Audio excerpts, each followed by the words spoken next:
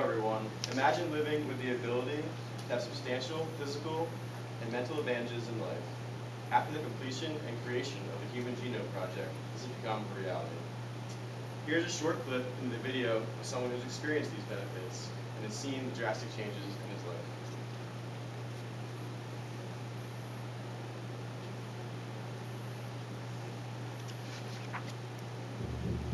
I haven't seen this yet, by the way. See that guy? That's me. My excuse for looking like this? I'm a writer. Eddie, maybe it's time to let the writing go. But just in case you think nothing ever happened to me. Eddie Mora! Hey! Tell me about this book. Why don't you be writing on it? I won't work. Well, I suppose I can help you with that.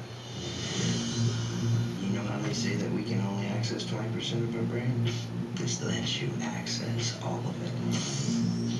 They've had clinical trials and it's FDA approved. All right, just out of curiosity, and that's all.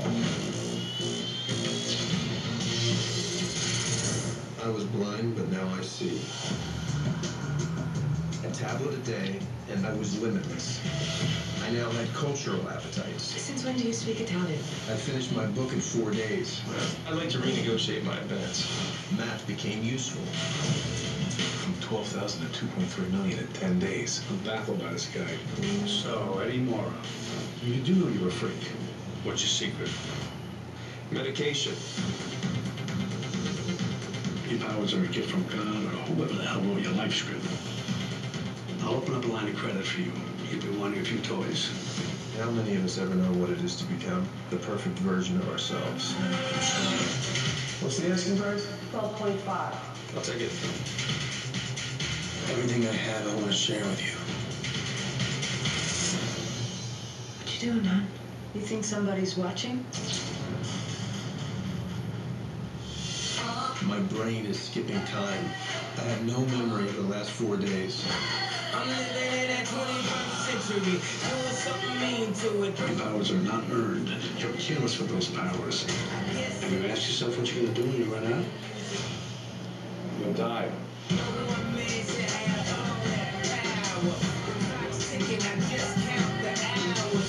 There's no scenario in which you lead this life where you don't work for me. No scenario. I see every scenario. I see 50 scenarios. That's what it does, Carl. It puts me 50 moves ahead of you. Worth the risk. What would you do? Alright.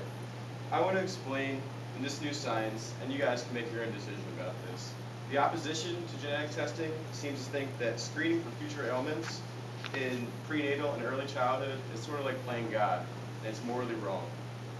In my opinion, testing and preparing for the future is the most responsible thing one can do in their life. A few definitions are as follows. A genetic test is a test of your human DNA in all of its forms, including chromosomes. A use of this is to detect disease, related genotypes, mutations, phenotypes, and karyotypes for clinical purposes. A genotype is your genetic makeup. A phenotype is your physical appearance. A mutation is a genetic change and is usually associated with the disease. A karyotype is a visual presentation of your chromosomes. There are two types of genetic tests: constitutional tests and acquired tests. Constitutional test tests for diseases that lay dormant since you've been born, and an acquired test tests for cells that may be changed in your lifetime and will present a disease later in your life. First, let's talk about the three subsets of constitutional tests. There's molecular tests, cytogenetic tests, and biochemical tests. Molecular tests can be used to test for many things, such as muscular dystrophy.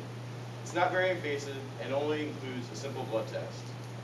Muscular dystrophy puts children in a wheelchair before they're 12 years old and results in death usually before you're 20. This is a very useful item. Cytogenetic tests are very useful because you can test, as a mom, as many of you guys are girls, you can test for a disease that you may have but isn't present, so you may pass on to a child.